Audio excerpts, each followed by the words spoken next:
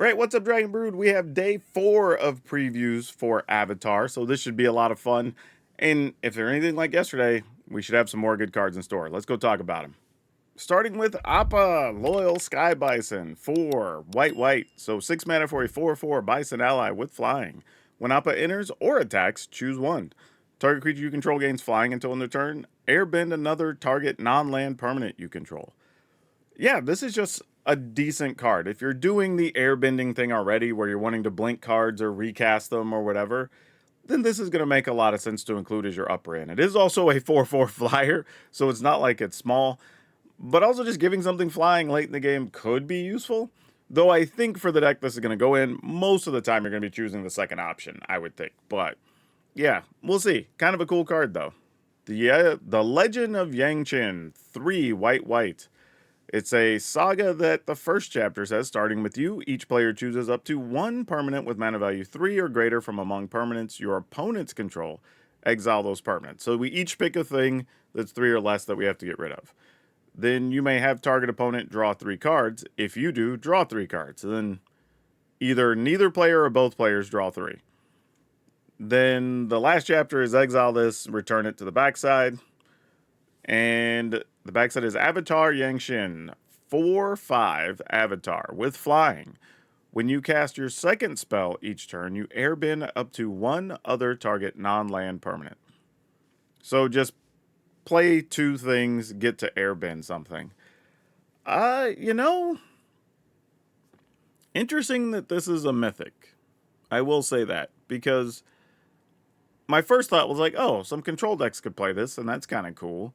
So then you're just exiling a thing of theirs. They don't even get one of yours, because unless you've played like a mana rock or something, you probably don't even have anything to exile. Do you want each of you to draw 3? Maybe, maybe not. Probably not, because the aggro deck running out of cards is the advantage the control deck has, right? And then the backside, you get a 4/5 just because, which is cool, and it flies. So maybe that's good enough? I don't really know. I'm like, probably not, because even on turn 4 or 5 right now, you sort of want to just play the sweeper that gets rid of things. I don't know if you're going to want to take the turn to play this and just get rid of one thing. I don't know. Like, y'all let me know in the comments. I feel like I'm missing something here. This feels like it should be way more powerful than my brain is telling me it is right now. Maybe it's one of those ones I just have to see in action. Jet's Brainwashing. It's 1 red for sorcery with kicker 3.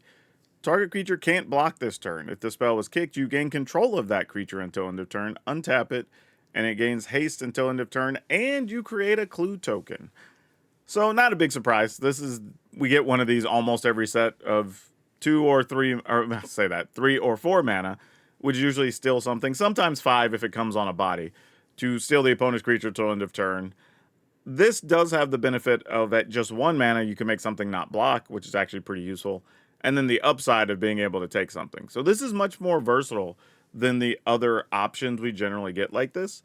So will it get played? Like, there's probably a world where some Rakdos or Gruul pile would want this, but I doubt it. But I mean, it's not terrible, even as a sideboard card. Speaking of Jet, here's Jet's card, Jet Freedom Fighter. 2, and then your 3 mana of your choice of either red or white. It's a 3/1 human rebel ally. Okay, before I read this ability, this better be really good to be a 5 mana 3/1. But when it enters, it deals damage equal to the number of creatures you control to target creature an opponent controls. And when Jet dies, put a +1/+1 counter on each of up to 2 target creatures. You know, if I'm playing the ally deck already, maybe I would consider it. There could be a weird world where if I'm playing like Naya Legends, this could make the cut, but probably not. I mean, 5's a lot to spend for what you get comparatively. This a lot of times feels like it's going to be 5 to get a 3/1 and deal like 2 or 3 to a creature, which is okay. It's not bad, but I don't even know if that gets rid of the most problematic thing you want to get rid of a lot of the time.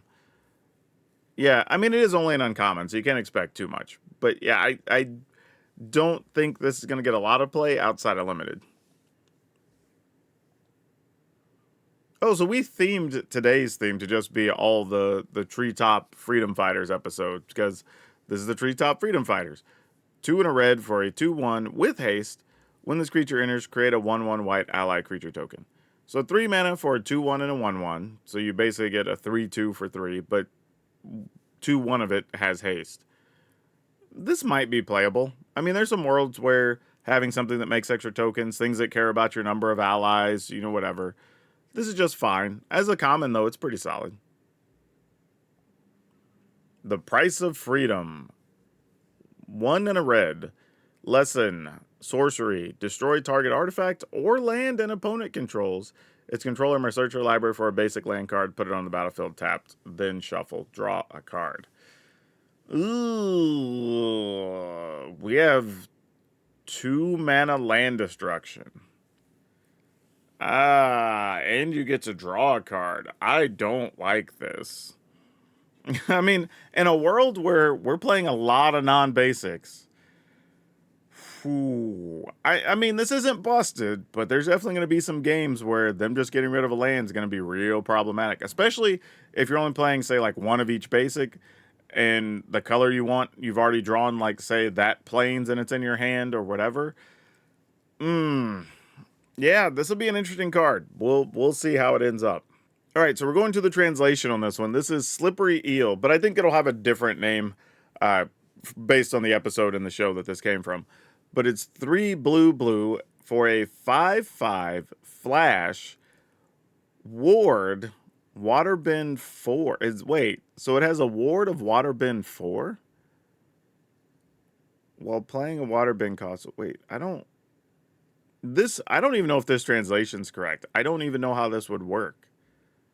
Like, the ward would be, it's ward 4, but okay, so if it's ward waterbend 4, that means it's ward 4, but I can also pay creatures to pay the cost. And then this just says whenever opponent draws their second card each turn, draw 2 cards.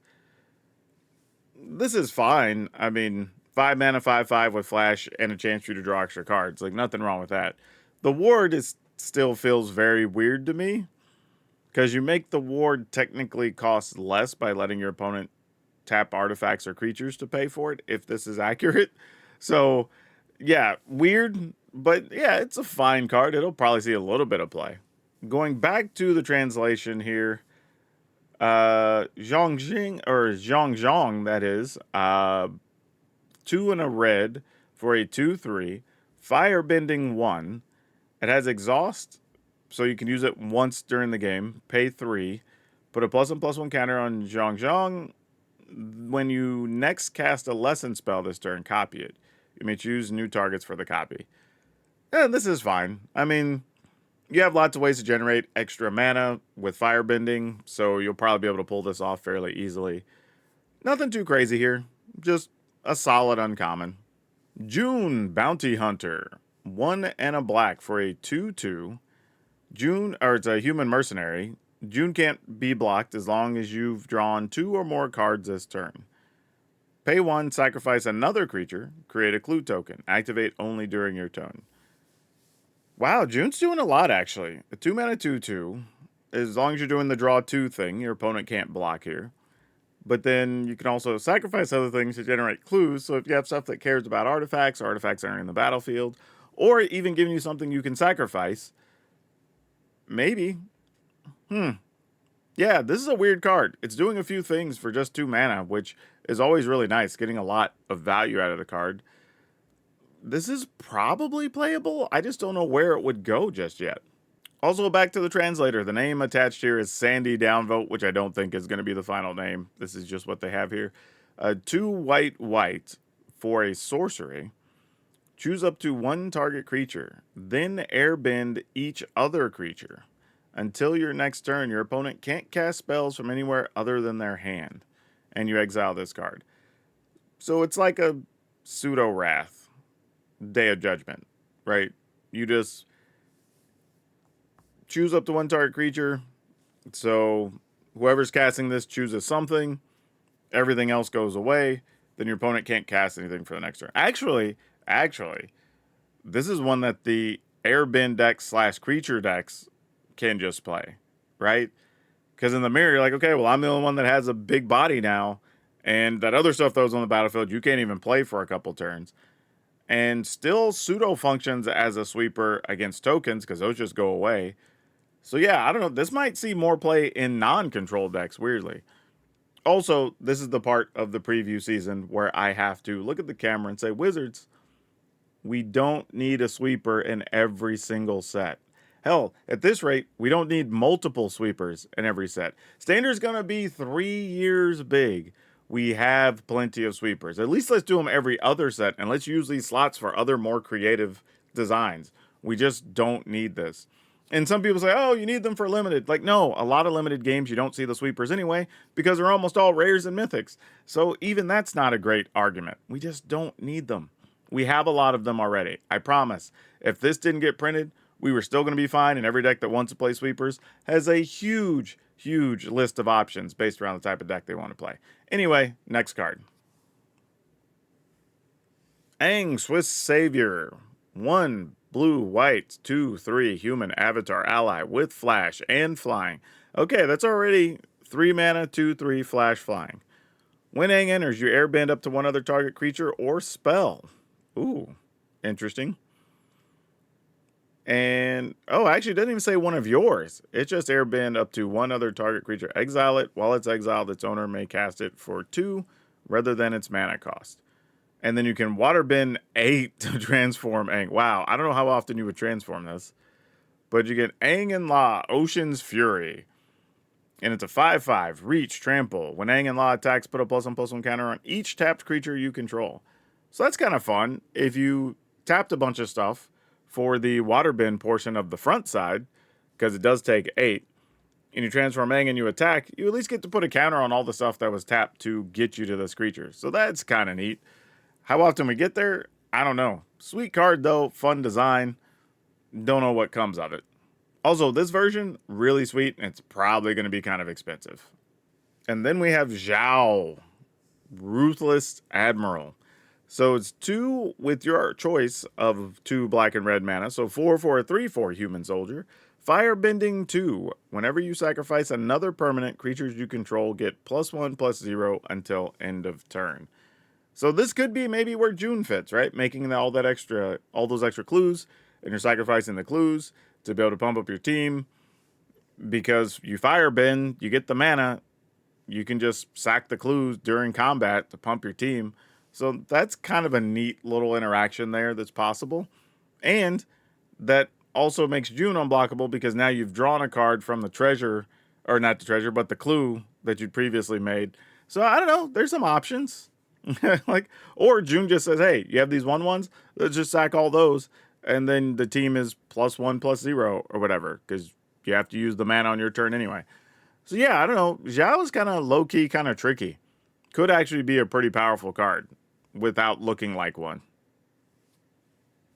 Yeah, I don't know. Like I said, that one sweeper looks crazy. I think people are going to be playing that both offensively and defensively. Between that, the land from yesterday, like, I mean, some of the creatures, like, this set's just loaded. I don't know. What's y'all's favorite build so far, or card, or what are you looking to see built in the early part of the season? Because now we're starting to see enough of the set that is starting to take shape. Go let me know in those comments. But that's all of you for now. We'll see you next time.